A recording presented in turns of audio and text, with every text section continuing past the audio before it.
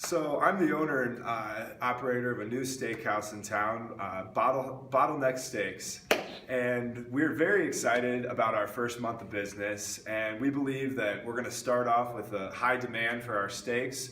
So we're going to go ahead and order 300 sirloin steaks a week, 100 New York strips a week, and 100 T-bone steaks a week.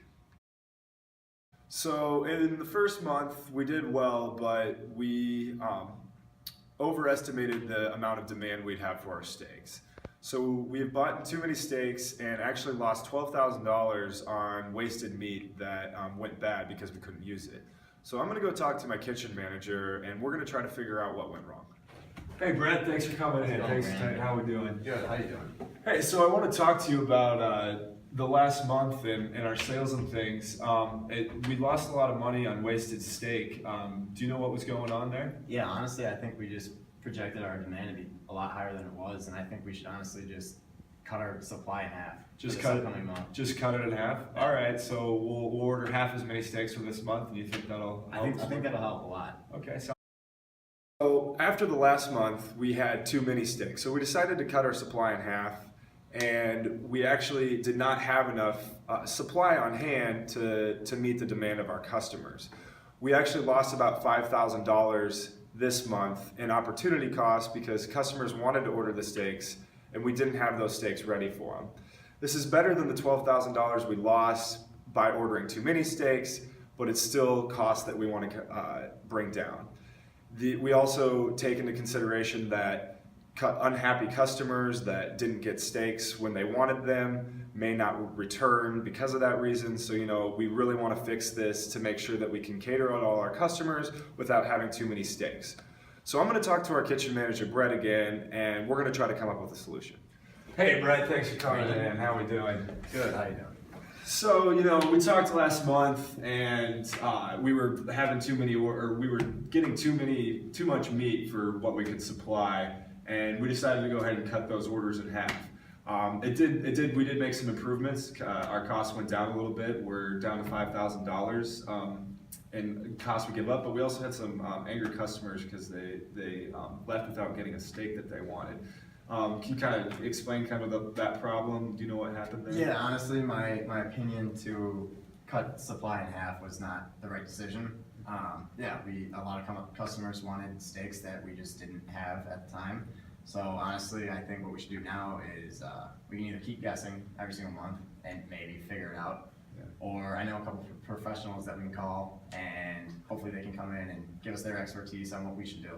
Yeah, I think that there's probably someone better suited for this job than us to figure out the demand that we need each week. So yeah, let's go ahead and try to give those people a call and see if we can find some help so that we can get this right and have the right amount of steaks so we're not wasting them, but still making sure our customers get the right steaks when they want them. All right, sounds good. I'll reach out to them. Sounds good. All right, we'll talk to you. Hey, Brandon. Hey, Brad. These are the restaurant consultants from Capacity Consulting. Hi, Henry Seidlin, nice to meet you. Hi, Hannah Soran. Nice to meet you, Brandon.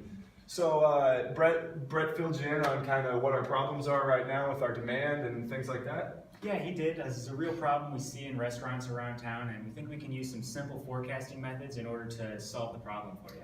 That'd be great. I'll hand you over my books and you can take a look. Sounds great. I'll see what I can do.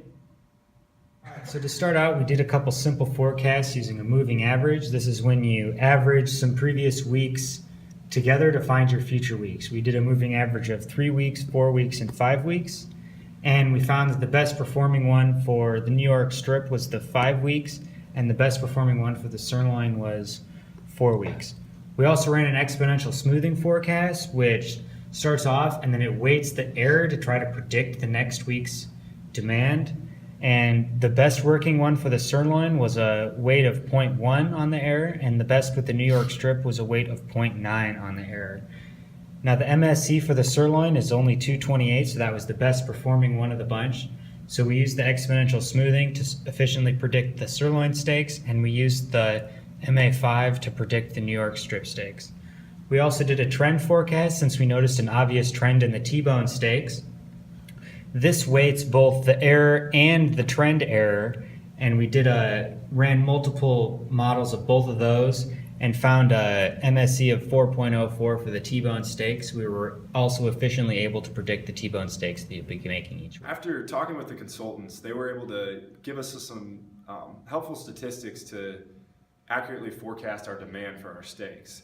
We were able to cut down on costs and increase our profits by almost $5,000, and we were able to have steaks for all the customers when they wanted and only wasted a small amount of meat each week.